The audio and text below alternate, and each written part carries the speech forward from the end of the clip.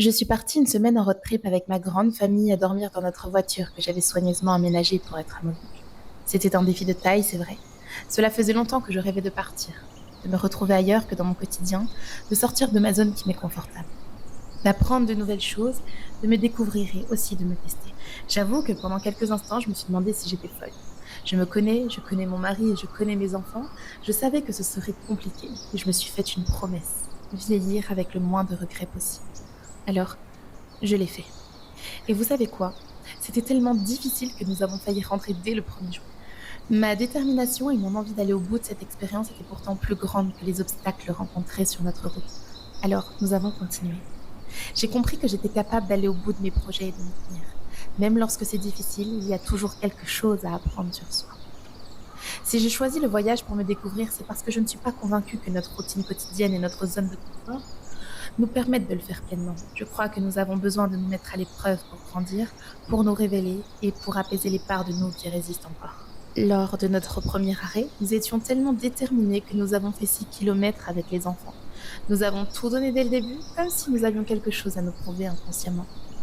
Les enfants étaient tellement fatigués qu'ils n'ont pas réussi à trouver le sommeil. Ils étaient irritables et il nous restait moins de 3 litres d'eau jusqu'au lendemain. Nous avons failli repartir, c'était trop éprouvant. J'ai pleuré et encore pleuré, mais j'ai refusé d'abandonner. Et mon mari m'a gentiment suivi.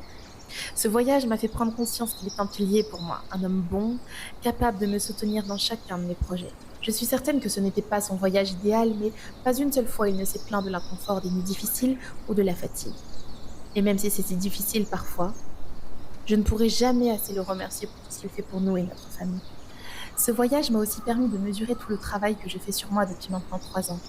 Lorsque je sors de mon quotidien et de ce qui m'est familier, certaines parts douloureuses de moi ressortent et sont mises à l'épreuve.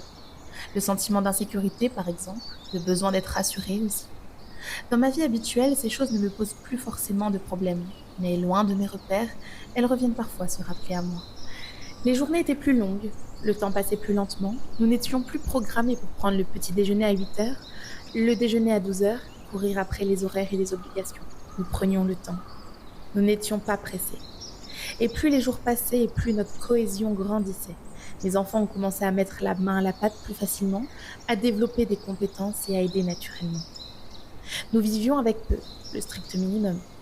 J'ai aussi pris le temps d'observer mes enfants. Ce n'était pas toujours simple pour moi qui suis souvent en quête de calme, mais j'ai ressenti chez eux une vraie soif de vivre autrement. Des enfants surexcités par tout ce que nous faisions, impatients de découvrir de nouvelles choses.